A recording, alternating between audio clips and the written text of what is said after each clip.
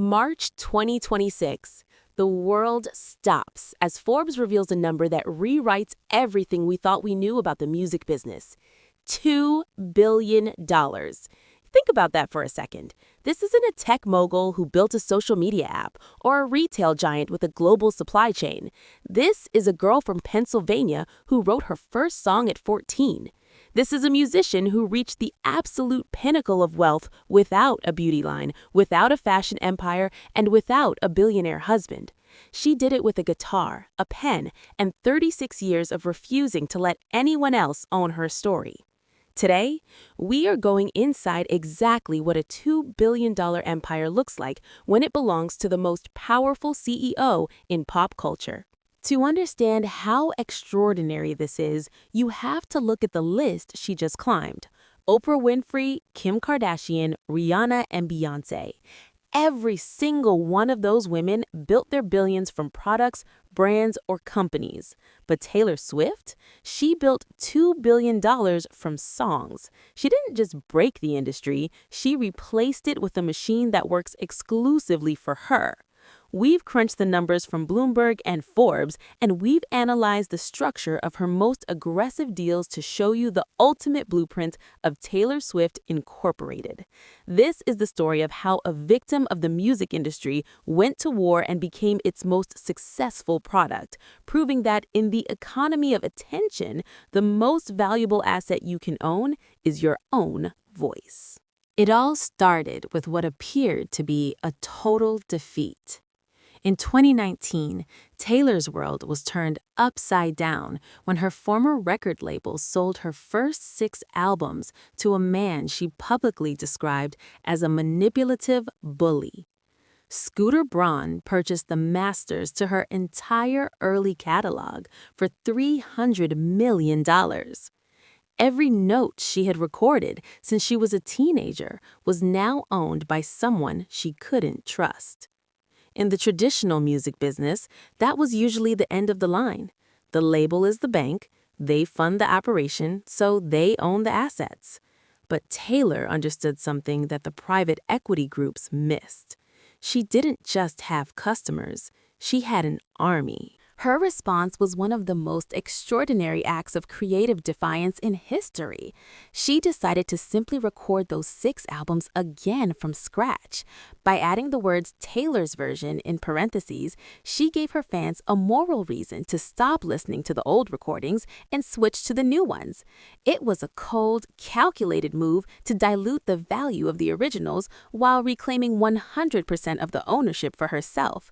It wasn't just about the money, it was a technical upgrade. Musicians like Rick Beato have noted that these new versions aren't just copies. They have better snare sounds, fuller recordings, and improved vocals.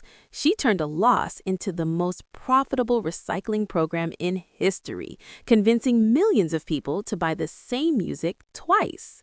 But the real billionaire breakthrough wasn't just about re-recording the past. It was about the Eras Tour. This wasn't a concert, it was a multinational conglomerate with an ultra-charismatic CEO. Generating nearly $2 billion in total revenue, it became a cultural phenomenon that actually shifted the economies of entire countries. Here is the kicker that separates Taylor from every other artist. She reportedly takes home about 75% of the ticket sales as profit. In an industry where artists are often lucky to see a fraction of that, Taylor's vertical integration is unmatched. She handles her own music videos, her own concert films, and her own tours through Taylor Swift Productions, Inc., cutting out the middlemen and keeping the margins in-house. When you have that kind of cash flow, you start making power moves that seem impossible. Take the Eras Tour film.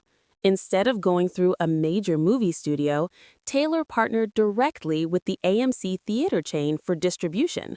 She then sold the streaming rights to Disney Plus for another $75 million.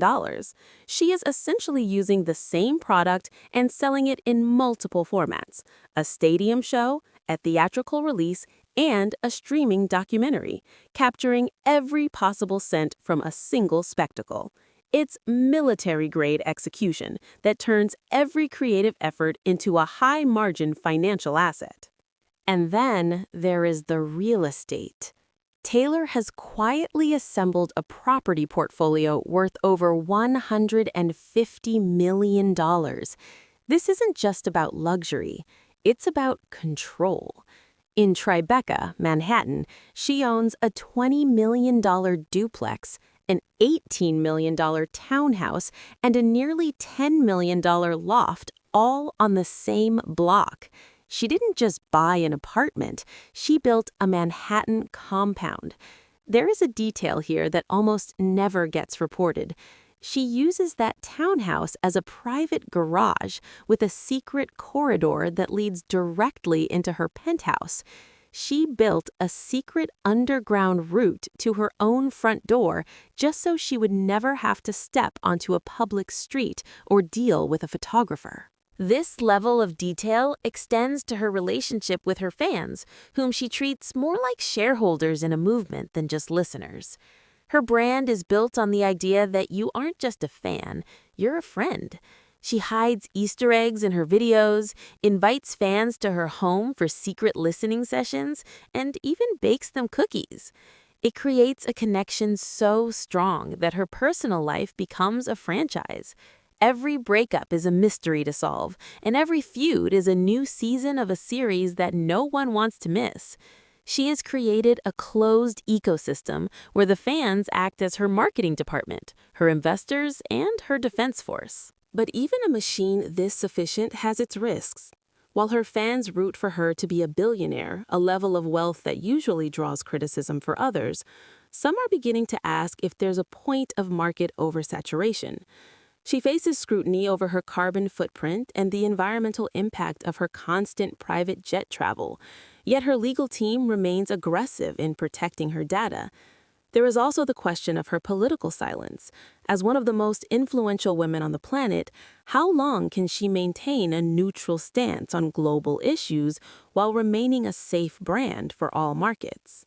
Despite the critiques, Taylor's most significant move happened in May 2025.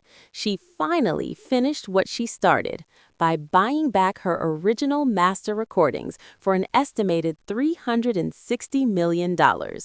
Headlines reported the price, but they missed the real strategic victory. Those masters don't just pay for streams, they give her 100% control over sync rights. Every time a Taylor Swift song appears in a film, a commercial, or a video game, she collects the entire licensing fee with no label taking a cut. Forbes estimates that this music catalog is now worth approximately $600 million.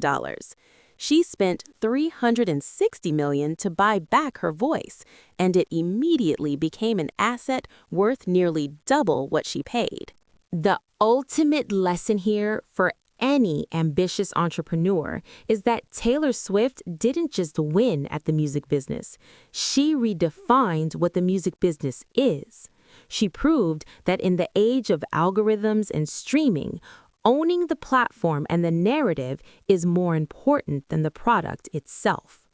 She showed us that you can turn trauma and betrayal into a billion-dollar financial instrument if you have the patience to play the long game. The jets, the Manhattan compounds, and the million-dollar engagement rings are just the symbols of that success. The real legacy is the fact that she owns every word she has ever written. While other stars are renting their fame from massive corporations, Taylor Swift bought hers back and became the machine itself. She didn't just break the system, she replaced it. And that is how you build an empire that will last for generations.